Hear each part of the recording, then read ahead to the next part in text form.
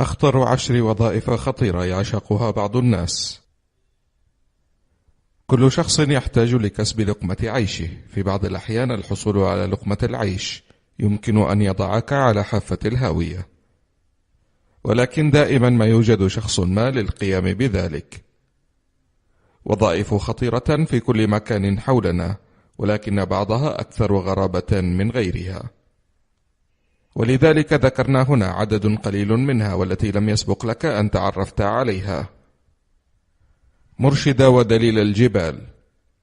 هل سبق وأن أردت تسلق جبل ما، أقصد جبل الحقيقي، ثم اصطحبت معك دليلا يعرف الجبل حق المعرفة لكي لا تتوه؟ هؤلاء الناس يخاطرون بحياتهم لمساعدة المغامرين لتحقيق أحلامهم، وهم يفعلون ذلك مرارا وتكرارا. إنهم يواجهون خطر الانزلاق الصخري والرياح والمخلوقات الخطرة والضغط الجوي المنخفض. في عام 2013 كانت هناك 25 حالة وفاة في كندا والولايات المتحدة وحدها. مدرب الحيوانات المفترسة. مروضون أسد في السيرك ومصارعي التماسيح في تايلاند. ماهوتس في الهند وماتاداروس في إسبانيا يضعون حياتهم وأطرافهم في الخطر كل يوم. تدريب الحيوانات هو عمل شاق جدا، فخطأ واحد مع حيوان مفترس كالتمساح قد يكلفك حياتك، على عكس خطأ مع كلب. بحلول عام 2015 أكثر من 20 مدربا افترستهم القطط الكبيرة وحدها. يضع المدربين أشهر وحتى سنوات في تعليم الحيوانات هذه الحركات الرائعة ولضمان سلامة الجمهور. لاعب سيرك. وفي سياق تحدثنا عن السيرك، ترويض الأسد ليست الوظيفة الخطرة فقط هناك. استهداف الفتيات كهدف، بحيث تقف الفتاة واثقة من أن الرامي لن يصيبها، وتكون إما واقفة مباشرة أو مربوطة في لوح بينما الرامي يلقي عليها السكاكين الحادة. ناهيك عن الخطر المحدق الذي يقع في الألعاب البهلوانية كالتحليق بالأرجوحة أو المدفع البشري. صيادو الأسماك في أعماق البحار. إذا كان الصيد الدموي قد علمنا شيئا، فهو أن هذه المهمة شاقة بكل معنى الكلمة. ليس فقط أنه لا داعي للقلق حول انخفاض درجات الحرارة، هيجان البحر والكثير من الآلات. وإذا كنت ذهبت نحو عاصفة فكن متأكد من أنك لن تعود. معدل الوفيات السنوي في الولايات المتحدة هو 115 من الصيادين. عامل الصرف الصحي.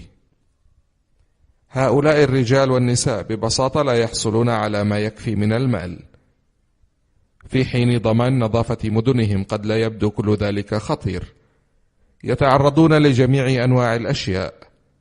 الناس لا يبالون بالتخلص من المواد الخطرة والمواد الكيميائية والنفايات الطبية، وهذه هي وظيفة عامل الصرف الصحي. ناهيك عن خطر الإصابة والموت اللذان يحدثان نتيجة التعامل مع الآلات الثقيلة وقربها من حركة المرور، وهم أكثر عرضة للموت أو الإصابة بجروح خطيرة في العمل ب3 مرات من عمل ضباط الشرطة أو رجال الإطفاء. الغواص صائد اللؤلؤ. صيادو اللؤلؤ يتعرضون لجميع أنواع المضاعفات السيئة بما في ذلك، ولكن ليس على سبيل الحصر، الانحناءات المعروفة أيضا باسم انخفاض الضغط، إذ أنه يحدث إذا صعدت بسرعة للسطح. انخفاض درجة حرارة الجسم يحدث إذا غطس الصياد عميقا جدا وظل هناك لوقت طويل، أو الغرق الذي يحدث عند نفاذ الأكسجين من الجسم.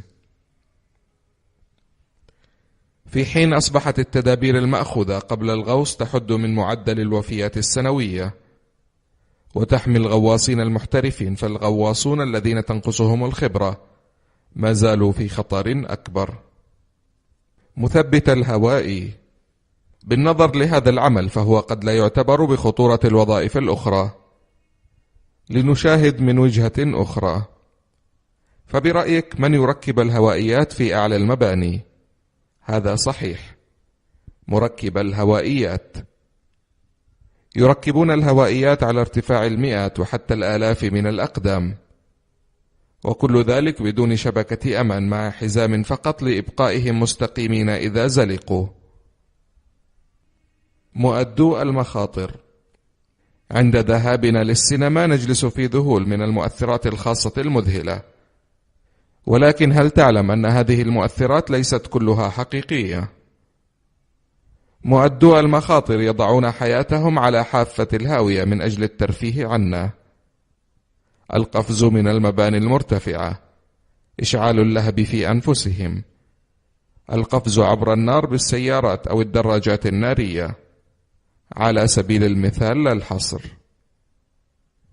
في حين أن هناك احتياطات في مكان التصوير لمحاولة ضمان سلامتهم، فغالبا قد يحدث شيء خاطئ. منذ عام 2010 كان هناك ما يقارب من 40 مصاب بجروح خطيرة و15 حالة وفاة. ماسح النوافذ الشاهقة: جميعنا كنا نتساءل كيف يتم تنظيف نوافذ ناطحة السحاب من الخارج. تلك النوافذ لا تفتح، وبالتالي لا يمكنك أن تنظفها من الداخل. منظف النوافذ الشاهقة يستخدمون الحاملات والسلالم مربوطة بالحبال وحزام لكي يشدوا أنفسهم. بينما يكونون مربوطون في حزام يقومون بتنفيذ النوافذ هبوطا وصعودا للحصول على نوافذ متألقة ونظيفة. عامل منجم الكبريت: يعتبر التعدين بحد ذاته مهمة خطرة بشكل لا يصدق، حيث أنه قد يواجه خطر كالانهيارات والاختناق والإصابات من الآلات. معظم عمال المناجم لا يقلقون حول شيء واحد: التعدين في بركان نشط. في السنوات 40 الماضية ما يقارب من 80 عامل مناجم قد توفي بسبب حروق شديدة